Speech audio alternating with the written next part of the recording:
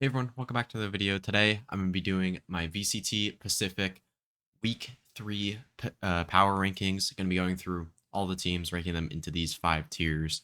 There were some weird games in Pacific this week. I think overall it kind of went how I expected. Um, yeah, like I got in, like we'll get to my pick'ems later, but I got 5 out of 6 games right. Only one that did not go the way that I thought it would. And I mean that game was specifically weird, but there was just a lot of stuff that like either games were like way closer than they should have been, in my opinion, or like just were not close at all and not even like barely even worth my time watching. So that should make some interesting conversations about some of these teams. But before we get into that, if you guys enjoy, make sure to leave a like and subscribe. Really helps me out. Also, go check out my Twitter and my Discord. Links are in the description. I post weekly player rankings on there for EMEA, Americas, and Pacific. I might have forgotten to. Yeah, I haven't done my Pacific ones yet as of recording this. I need to do that like right after I record this intro. But yeah, basically I just post those every week on there. Also, go check out my Twitch. Link to that is also in the description. I do stream occasionally, both on this YouTube channel right here, as well as that Twitch channel. I multi-stream, so it's at the same time. So if you prefer watching on Twitch, then you can go check that out. But without further ado, let's get right into it. All right, so we'll start with this bottom tier of teams that I think will probably miss playoffs and will most likely need a rebuild at the end of the season, unless something crazy happens for the rest of their year. And that'll start with Zeta Division, who I think has been pretty clearly the worst team in Pacific for the whole split, honestly. Like after Super Week, I had them number 12, and I'm going to keep them there this week. They lost to T1 this week. It just kind of sucks for this team because, like, I thought they had quite a bit of potential heading into this split with a pretty decent end to last split, like almost making it into playoffs, barely missing out in that last week. But having some nice wins and actually looking like they had a lot more life in them overall. And then heading into this split, just doing nothing pretty much so far. It just looks like they're back to what they were at the beginning of split one. So I don't know, not great for them. I think honestly, like they would be in a better spot if they had kept Shota. Like even if he wasn't very good for them in split one, which I don't think he was particularly great, but like he had some nice moments. I think if you kept developing him instead of bringing even Depp back in, or maybe Depp would replace somebody else on the team, I think he might be in a better spot in terms of heading into next year. So that's not great for them. Uh, I honestly don't really have too much to say. They're 0-3 right now. They'd have to beat Paper Rex to make it into playoffs, and I just don't think that's going to happen. Then we have Team Secret, also in this tier. I mean, they have a better record, obviously, than Zeta Division does, but they got absolutely smoked by DRX this week. Like, just not even a remotely close game. Um, I don't really have too much else to say on it. Like, I think Zespi looks okay, and some of the calling at times has looked okay because they were able to beat Global, but that was kind of a slop fest. Uh, but and I mean obviously Envy's a good player. I think Nizzy's had some decent games for them. So like they found some players heading into next year that they could maybe build around. But like overall, the vision for this roster just makes no sense to me at all. Like they didn't bring in a duelist player. The guy that was playing duelist for them at the end of last split didn't actually end up playing it for the first 2 weeks. Now Wild Oreo is playing it and doesn't look good on it. It just never made sense to me from the beginning. I do like the fact that Envy's playing some more scan initiator. I think he's actually better at that than I expected. And I would fully expect this team to go into like to get rid of at least 3 players heading into next year, um, and rebuild around Envy yet again. Um, Hopefully they actually make changes in the offseason this time because they did not do that last year after being not very great last year. I mean, they were fine last year, but they weren't like amazing. And yeah, I mean, obviously this team is not going to be making playoffs, I think they'll need to win at least one more game, and they play Gen G and RRQ in their last 2 weeks. I just highly doubt that's going to happen at all. All right, now moving on to our next tier, which I just titled What because I don't know, like, there's so many like questions with these teams of like how to order these three teams, how they even got here, what they're gonna do in their next 2 games to end the split. Like, there's just so many different random, like, weird questions with some of these teams. And that starts with Boom. I think they're the epitome of this tier.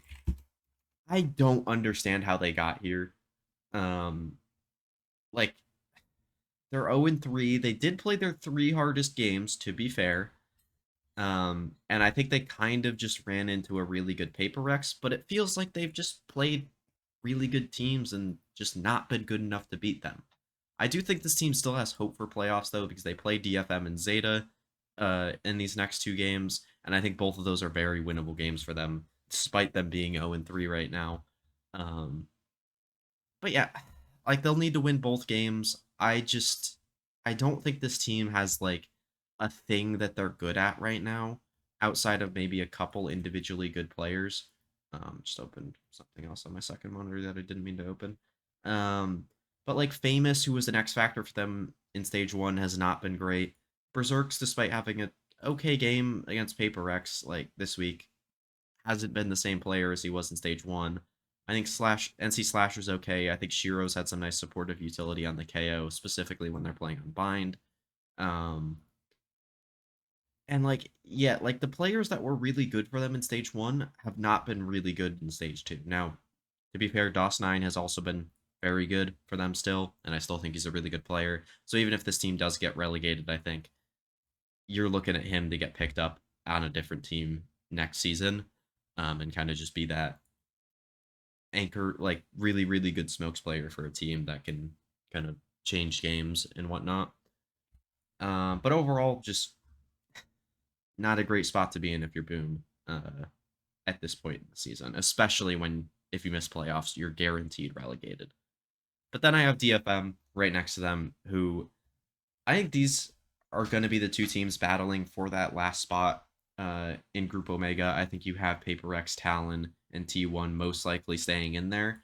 Um, I do have a theory about Talon that we'll get to later when I talk about them.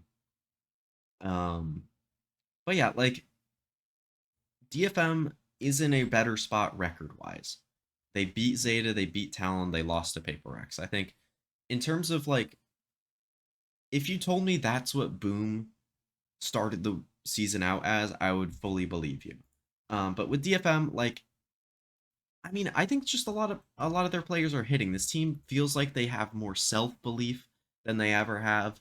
Like last split, I think they started out pretty decently in terms of like the self belief. Had some nice showings in terms of like how their players were shooting individually. I mean, specifically at kickoff, I'll say, because I think overall outside of that they weren't too great. Like it just kind of fell apart very quickly down the line in stage one.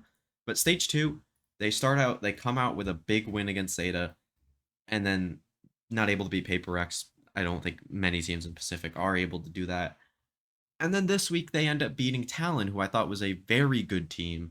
Um, After their week one performance, winning both of their games in pretty dominant fashion. And I mean, to be fair, Talon I think kind of trolled the map picks a little bit. They only got one of the 2 maps that they were dominating on, but also DFM banned it. So actually they didn't troll, but also they didn't pick Icebox and ended up losing their map pick in Sunset. So that was kind of weird. Um, but like this duelist duo of Akame and Mei is so good when they're playing it, even though I mean Akame didn't really play well in the double duelist. I believe he's IGLing for them as well. Akame is. Um, and yeah, like I think Mei, Akame, Jinbong, even Jen has some moments as well. Like this team overall has found a core of players to build around at the very least, and I think should be able to make playoffs, having played Boom and T1 in their final 2 weeks. Like even if they lose both of those games, I still think they have a chance. It would have to come off like tiebreakers and like uh, round diff and stuff like that. But I think they can keep both of those games close against those teams and not have a terribly bad round differential and be able to maybe have one better than Boom as long as they can. Like, if they can have like a 2-1 really close game against Boom, I think they're in a really good spot to make playoffs already. So yeah, I'm very excited for DFM because I am a big May believer. I even bought the DFM bundle this year because of him. So yeah, DFM to the moon. I don't know what the like DFM train thing is. Yeah, I saw a little bit about that. Haven't watched anything fully describing that. So we'll have to wait and see. But yeah, I'm very excited for DFM to potentially go on a run. I don't think they'll go on a run to make champs or anything, but go on some kind of run in playoffs, maybe win a game or two, get some upsets in there. I think that would be an extremely, extremely good year for DFM. And then global, I have staying put. Like, they lose this week against Genji. They keep it close though, to be fair, and they win on a map that is not corrode against Genji, which I think against most other teams, this team will be able to win on corrode, showing that their icebox is this good as well. I think is really good. Now, to be fair, I think Genji played really badly on that icebox map and then kind of fixed themselves up for the next two. But I still think GE is a decent icebox team playing a weird comp, being able to catch some teams off guard and stuff like that. Crystal's really good for this team. I think Yeoman's been a decent caller. Poppy had not a great game here, if we're being honest. Like, you'd expect him to, in general, be better than that. Um, and then Udotan, like, did not have a great game either. But to be fair, other than that first game, he hasn't had that great of a game either.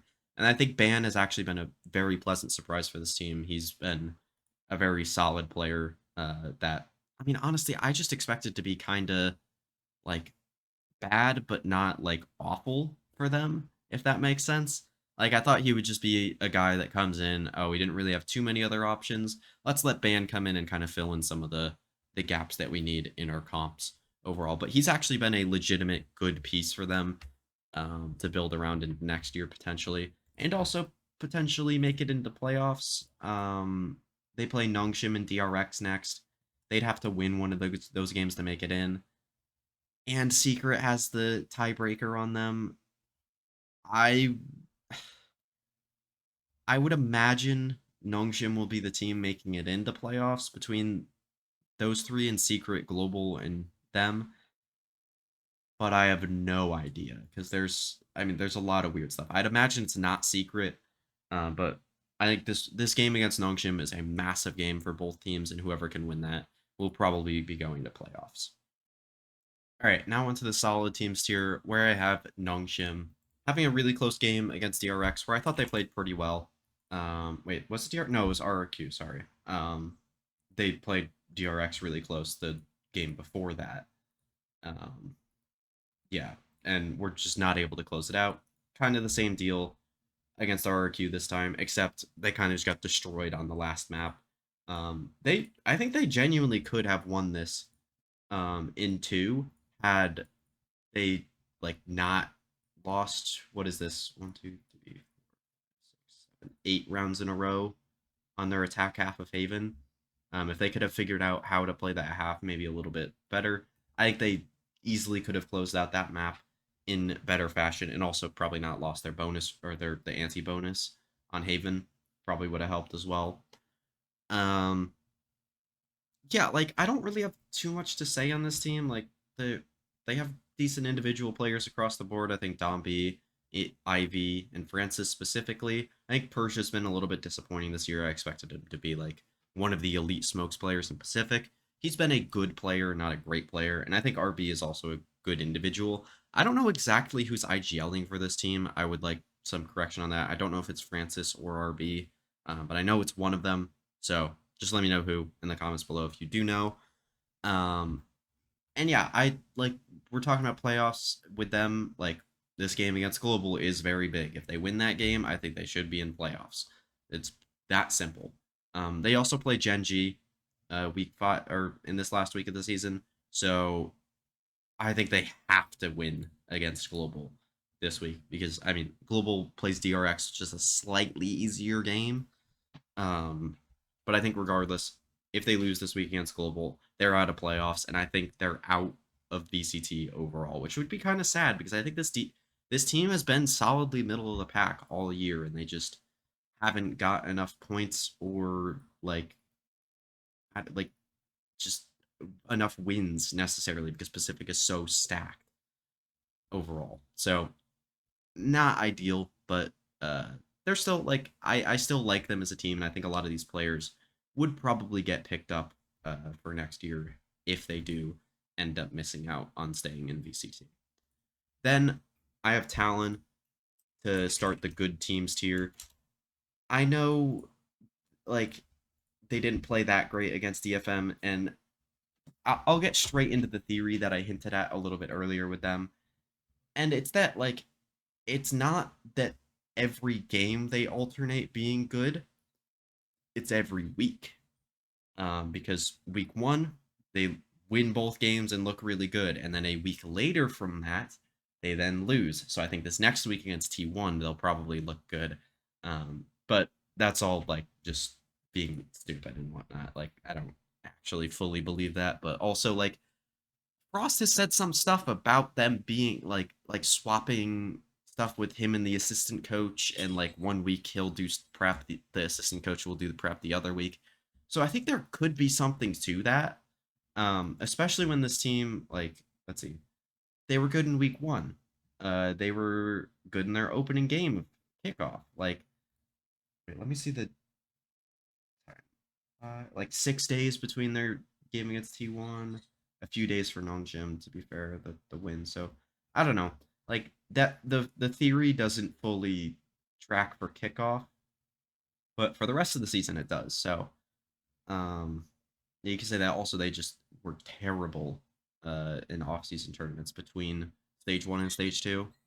So I don't know if that matters at all to the theory, but either way, I think they have a good roster here. I don't think DFM's actually that bad. I obviously it's not ideal to lose that game, and they looked a lot worse than they did in week one, but I think they can bounce back, look better.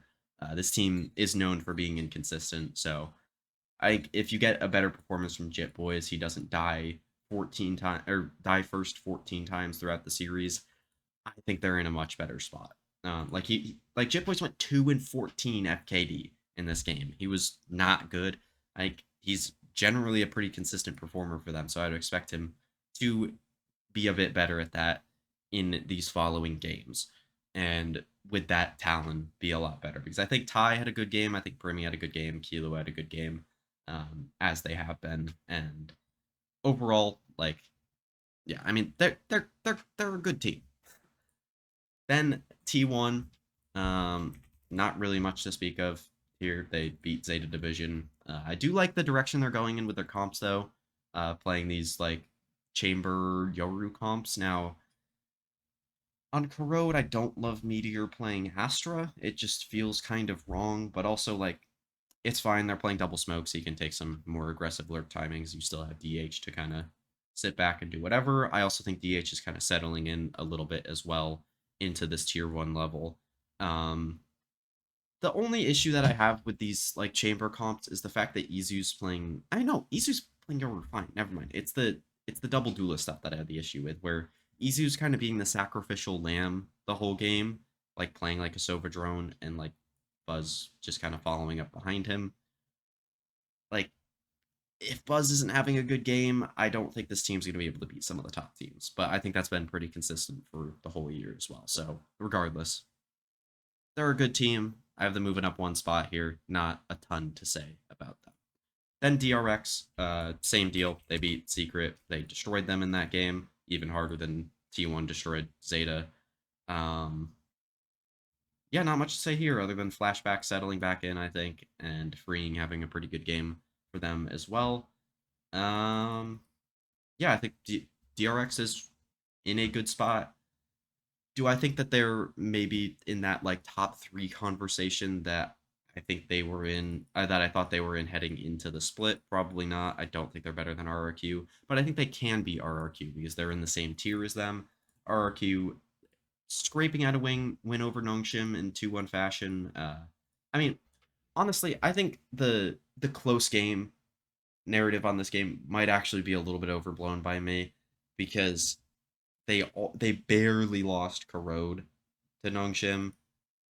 They were even I mean, they didn't really win that many rifle rounds. They won double pistol and the first half bonus. So I think they probably should have lost that game no matter what.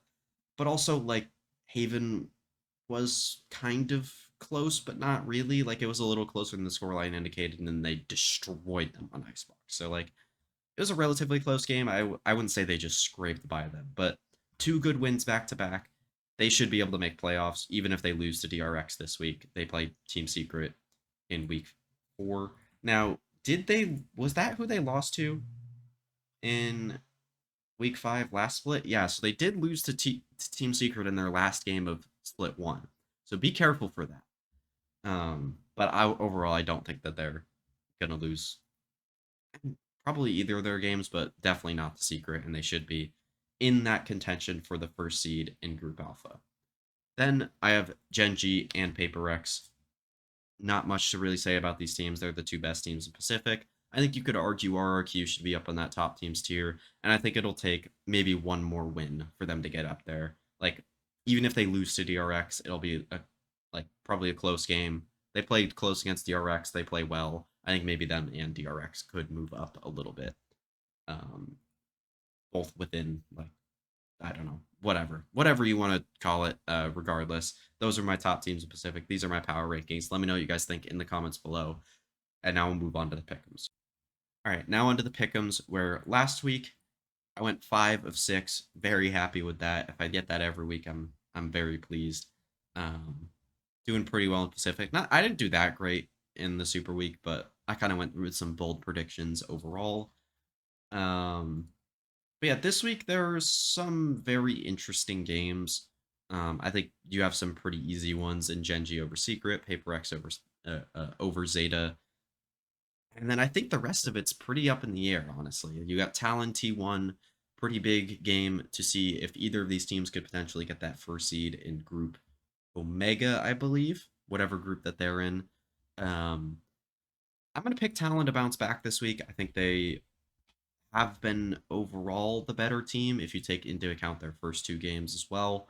I think they should be able to win that game. And then I think DFM has also been overall the better team than Boom. But also I think Boom could easily bounce back and be just like, if DFM has maybe a slightly worse game than they've been playing, I think Boom could very easily beat them and look better than them in that game and maybe get back on track to potentially make playoffs. RRQ, DRX, I'm going to go RRQ. I think, if anything, I underrated them in the power rankings. I think they are the better team than DRX, but this is a 55-45 game towards RRQ. So overall, I think that game's very close. And then also another massive game specifically for Nongshim to be able to make playoffs and stay in VCT. And I'm going to pick them in that game over Global just because even though, I don't know, it feels like their record is worse, but it's not. And Global has a better win than Nongshim does. Both teams played close games against Secret. Nongshim won. Global didn't. Global beat RRQ.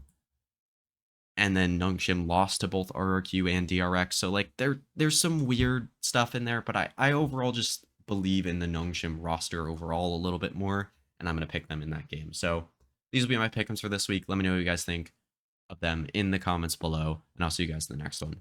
Peace.